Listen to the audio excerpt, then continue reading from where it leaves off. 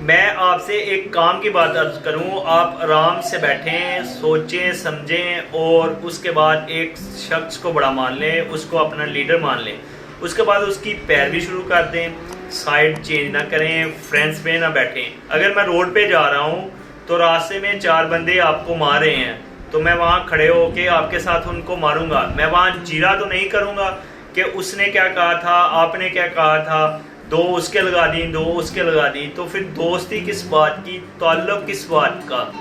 وفا کس بات کی؟ سائیڈ چینج نہیں ہوتی، بس ایک دفعہ سائیڈ ہوگی تو ہوگی۔ لیکن کا جو بیج ہے وہ دل میں نفاق ڈال دیتا ہے۔ جب بندہ ایک دفعہ اللہ کا ہو جاتا ہے تو بس ہو گیا، اس کے بعد لیکن نہ سوچیں کہ جاننے والے کیا کہیں گے، بیوی بچے کیا کہیں گے، دوست کیا کہیں گے، HR مینیجر کیا کہے گا، یہ نہ سوچیں۔